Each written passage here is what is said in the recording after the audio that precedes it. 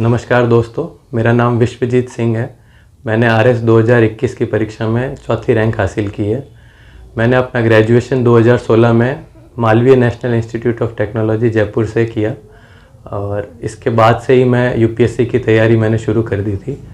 2 साल में दिल्ली में रह के मैंने इस यूपीएससी की तैयारी शुरू की और वहीं पे ही मैंने पहला और सेकंड अटैम्प्ट जो सीएससी का लिखा था, उस अटैम्प्ट में मेरे को सफलता नहीं मिली। उसके पैरेलली मैंने आरएस 2018 की तैयारी शुरू करी थी।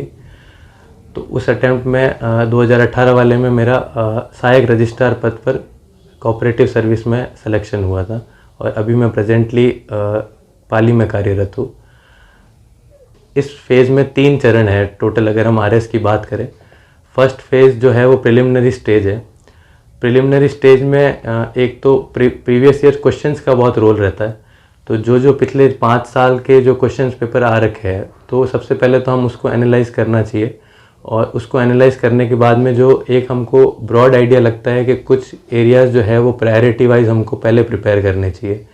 जैसे प्रीलिम्स की अगर एरिया वाइज बात करें तो सबसे टॉप पे हमको करंट अफेयर्स को रखना चाहिए, क्योंकि लगभग 20 से 25 क्वेश्चंस करंट अफेयर्स के डायरेक्ट आते हैं।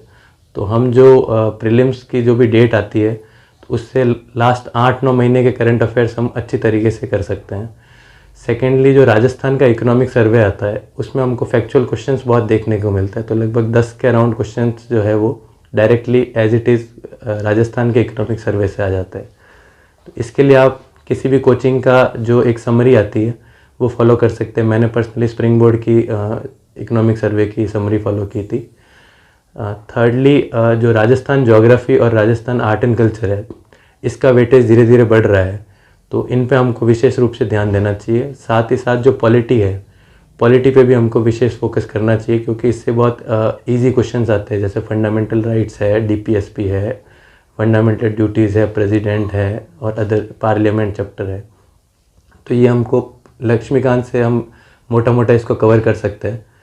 इसके बाद जैसे अभी कुछ स्टूडेंट्स बीए या आर्ट्स वाले बैकग्राउंड से मैथ्स और रीजनिंग को छोड़ देते हैं। अभी जैसे हमने देखा कि हाल ही में जो कट ऑफ है वो बहुत ज़्यादा गई है, तो कहीं ना कहीं हमें सभी सब्जेक्ट्स को कवर करते हुए एक बैलेंस्ड अप्रोच रखनी चाहिए।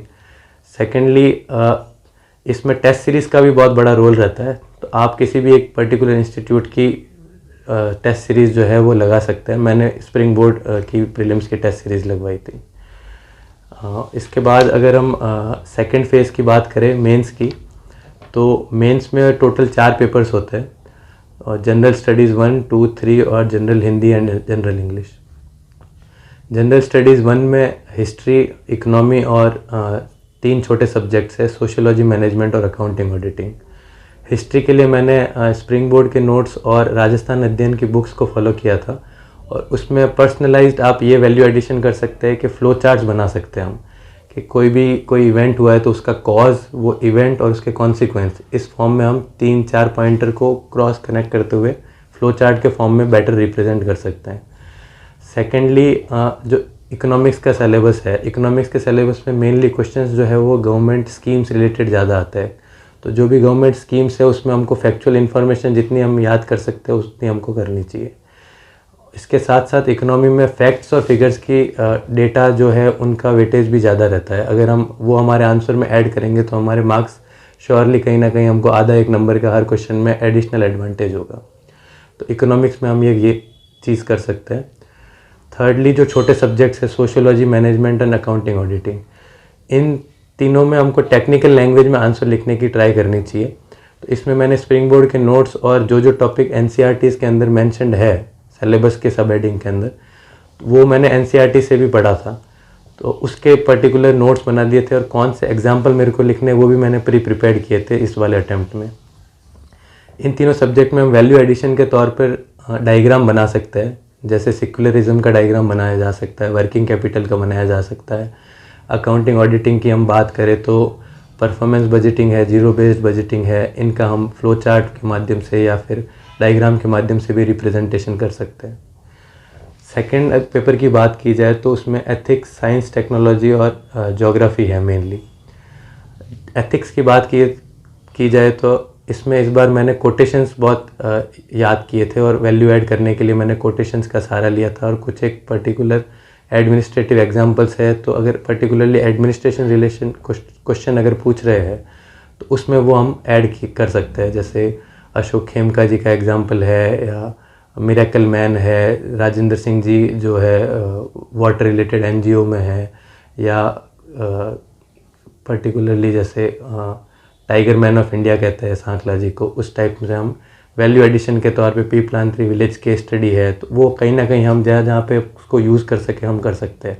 यही चीज़ हम वापस पेपर 4 में भी यूज़ कर सकते हैं।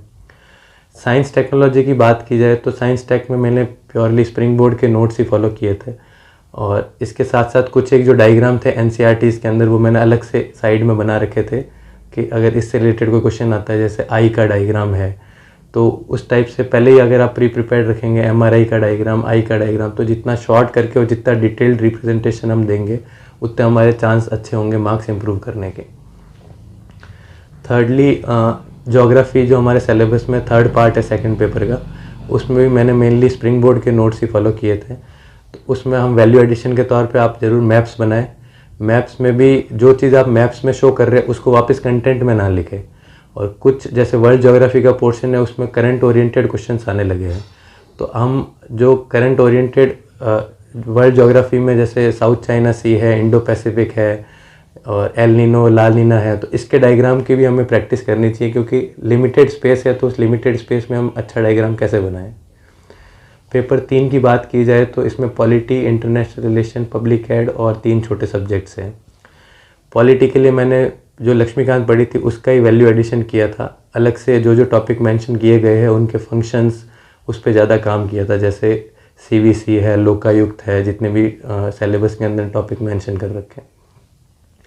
इंटरनेशनल रिलेशन की बात करें तो मैंने विजन आईएएस की मंथली मैगजीन जो थी, जो मेन से 6-7 महीने पहले के जो भी करंट ओरिएंटेड टॉपिक्स जो सिलेबस से मैच करते हैं वो हमने एक पेपर पे लिख के पर्टिकुलरली जैसे इंडिया रशिया है तो उससे रिलेटेड सारे पॉइंटर्स जनरेट किए थे। तो इंटरनेशनल रिलेशन में आप कोशिश कीजिए कि इकोनॉमिक एंगल, स्ट्रेटेजिक एंगल, एक पर्सन टू पर्सन कॉन्टैक्ट्स है, सॉफ्ट पावर डिप्लोमेसी है, इससे रिलेटेड चीज़ों ज़्यादा ऐड करने की कोशिश कीजिए ताकि मार्क्स इंप्रूव होए। इसके बाद जैसे पब्लिक एडमिनिस्ट्रेशन की बात करें तो पब्लिक एड मैंने गौरव गुडानिया सर की स्ट्रेटेजी फॉलो की थी, उन्होंने एम लक्ष्मीकांत यूज़ करी थी पब्लिक एडमिनिस्ट्रेशन के लिए भी, तो मैंने भी 10 दिन पर्टिकुलरली पब्लिक एड लक्ष्मीकांत से जो टॉपिक थे वो प्रिपेयर करके सेल्फ के नोट्स बनाए थे। तो सेल्फ नोट्स को ही मैंने मेन प्रायोरिटी रखी थी। उसके साथ साथ में कहीं फ्लो चार्ट और डायग्राम अगर कहीं मेरे को मिलता था थ्योरी रिलेटेड, बहुत सारी थ्योरीज भी है पब्लिक एड में, तो वो मैंने उसका वैल्यू एडिशन किया था। इसके बाद में जो 3 छोटे सब्जेक्ट्स है स्पोर्ट्स, योगा, साइकोलॉजी और लॉ, तो इनमें मेनली बेस तो मेरा स्प्रिंग बोर्ड के मटेरियल ही था, और स्पोर्ट्स योगा में आरबीएससी या एनसीईआरटी जो भी आपको अवेलेबल मिले 9th-10th क्लास की या 11th की, तो उसमें आप देख सकते हैं कि जो टॉपिक अपने मेंशन है जैसे फर्स्ट एड है, रिहेबिलिटेशन है, तो उसको हम वहाँ से भी वापस ऐड ऑन कर सकते हैं।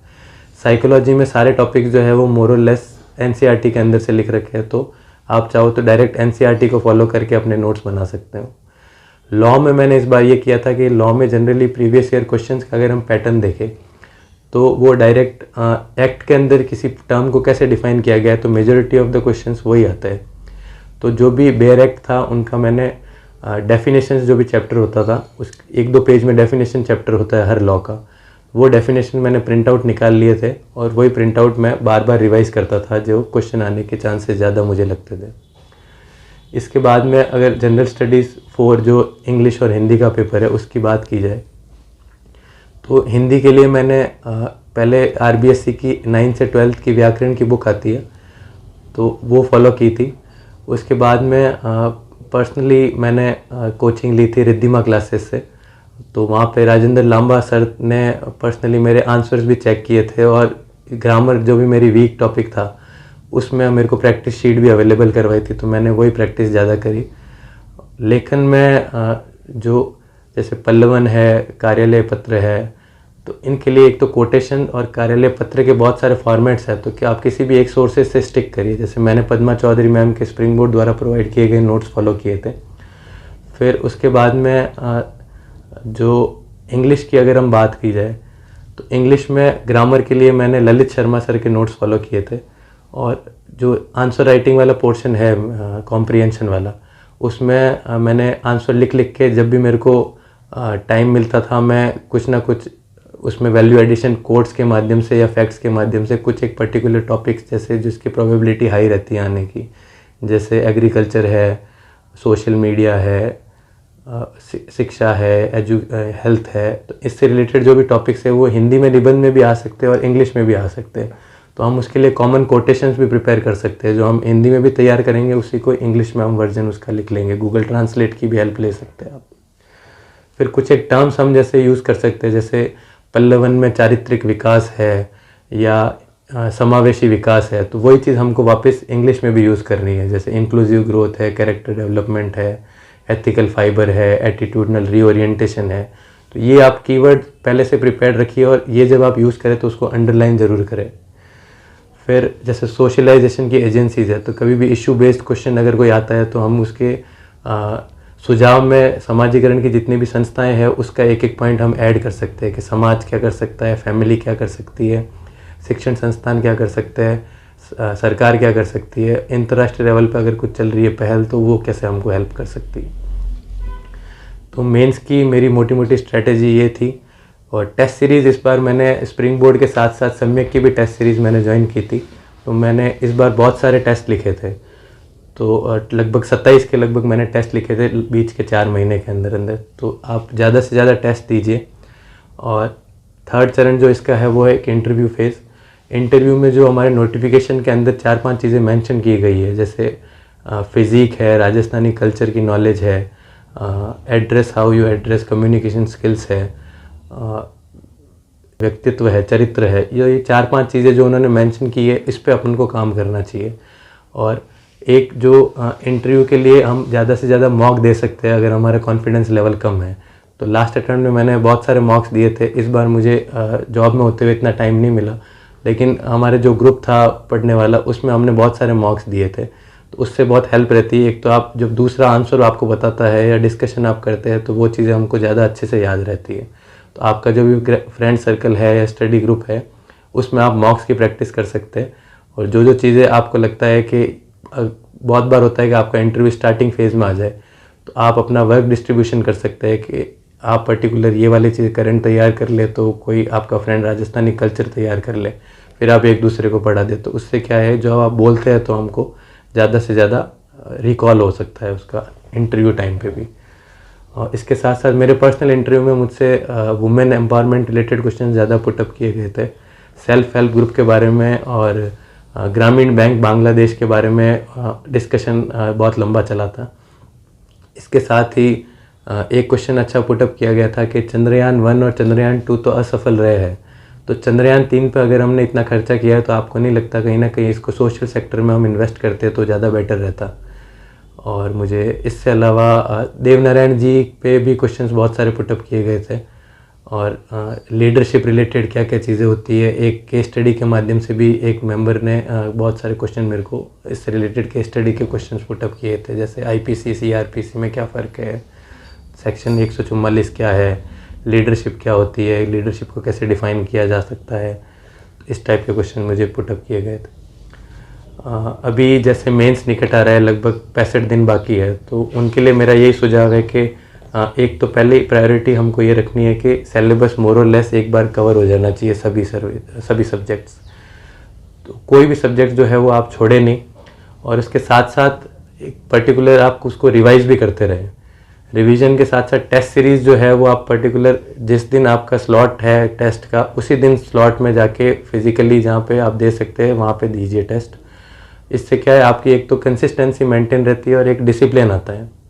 तो टेस्ट सीरीज़ कभी भी आप छोड़े नहीं, जितने भी टेस्ट अभी पेंडिंग है उतने आप करिए। इसके बाद जैसे 27-28 जनवरी को आरएस की मुख्य परीक्षा है, तो उससे एक हफ्ते पहले जैसे 20 और 21 को आप सिमुलेशन लिखिए। 20 को पेपर 1 पेपर 2 उसी टाइम में 9 से 12 2 से 5, और 21 को भी ऐसा ही। और उससे हफ्ते भर पहले 13 और 14 को भी लिखिए, ताकि आपकी मसल मेमोरी में वो चीज़ें आ जाए कि आप मेंटली प्रिपेयर्ड रहो कि आपको टेस्ट जो एग्ज़ाम है वो फाइनली आपको 2 दिन में आपको लगभग 6 घंटे लिखना है। तो उसमें क्या है, हमारे जैसे कभी बार हाथ दर्द होते हैं, कभी बार नेक पेन होता है, तो वो सब जब हम सिमुलेशन की प्रैक्टिस करते हैं तो उसी में एक तरीके से हमको समझ में आ जाता है कि ये चीज़ें आ सकती है। तो अगर किसके साथ ऐसी प्रॉब्लम हो रही है तो जो मेन एग्ज़ाम है, फाइनल एग्ज़ाम, उसमें आप अपने साथ में मूव स्प्रे या इस टाइप के भी रख सकते हैं ताकि उस सिचुएशन में आप पैनिक नहीं करें। थर्डली जो इसमें इम्पॉर्टेंट है अभी मेंस एस्पिरेंट के लिए, वो ये कि आप हेल्थ का विशेष कर ध्यान रखें। बाहर की चीज़ें जो है कम खाएं, पैकेज फूड वगैरह अवॉइड करें, क्योंकि अगर आप एक बार बीमार हो गए या कुछ सर्दी का मौसम में कुछ भी आपकी कोल्ड या फीवर हो गया तो वो आपकी हफ्ते भर की स्टडी को इम्पैक्ट कर सकता है। तो इस बात पर आप विशेष ध्यान रखें। मेंटली आप, अगर आपको लगता है आपको कई बार नेगेटिव थॉट्स या इससे नेगेटिविटी आती है, तो आप मेडिटेशन या योग का भी सहारा ले सकते हैं। जो नेक्स्ट अटेम्प्टर है, जो नेक्स्ट अटेम्प्ट की तैयारी कर रहे हैं, वो कई बार हमारे आरएस में ऐसा देखने को मिलता है कि वैकेंसी आएगी तब तैयारी करेंगे, ये मानसिकता रहती है। तो इस कैजुअलिटी के साथ में हमको नहीं रहना है, हमको अभी से तैयारी जो है वो कंसिस्टेंटली करनी है। टेस्ट जितने आप लिख सको, आंसर जितने आप लिख सको, उतना हमको लिखना है। और एक सोशल मीडिया जो है आजकल एक डिस्ट्रैक्शन का माध्यम बन चुका है, तो उसको आपको जुडिशियसली यूज़ करना चाहिए। अगर आप अवॉइड ही कर सको, जैसे मैंने पर्टिकुलरली व्हाट्सएप और इंस्टाग्राम, फेसबुक वगैरह से मैं 5-6 साल तक, जब मैंने जॉब ज्वाइन नहीं करी थी तब तक मैं पूरी तरीके से कटा हुआ था। सीरियस एस्पिरेंट है तो आप भी जो है सोशल मीडिया से जितना दूर रह सके उतना रहे। गूगल, यूट्यूब, इनका ज़रूर आप इस्तेमाल कीजिए। जो भी अगर आपको कंसेप्ट समझ में नहीं आता है तो उसको आप उससे समझिए, उसमें कुछ आपको एक्स्ट्रा चीज़ें मिलती है तो आप वो अपने नोट्स में इनकलकेट कीजिए। फाइनली मैं यही कहना चाहूँगा कि आप एक जो भी टारगेट सेट करते हैं अपना, वो मंथली, वीकली या डेली बेसिस पे करिए। और डेली बेसिस पे भी जो आप टारगेट सेट कर रहे हैं, जैसे आप 10 टारगेट सेट करते हैं, उसमें अगर आप 8-9 भी अचीव कर पा रहे हैं तो वो भी बहुत बड़ी अचीवमेंट है। तो उससे आप निराश ना होकर कि मैंने 1-2 टॉपिक मेरे कंप्लीट नहीं हुए आज के जो मैंने सोचा था, तो सोते वक्त निराशा भरे एटीट्यूड से ना जाके हम एक पॉजिटिव एटीट्यूड से सोएंगे तो हमारे नेक्स्ट डे ऊर्जा और वो भी बहुत पॉजिटिव रहेगी। तो good is not the enemy of best, ये चीज़ है। तो आप जब भी 8-9 टारगेट भी अचीव कर रहे हैं तो भी अपने आप को एक मोटिवेटिंग तौर पे देखिए कि आपने बहुत बड़ा अचीवमेंट किया है। लास्टली मैं डीकेटी टीम का धन्यवाद करना चाहूँगा जिन्होंने मुझे ये अपॉर्चुनिटी और प्लेटफॉर्म प्रोवाइड किया आप सबसे इंटरेक्ट करने का। तो थैंक यू सो मच।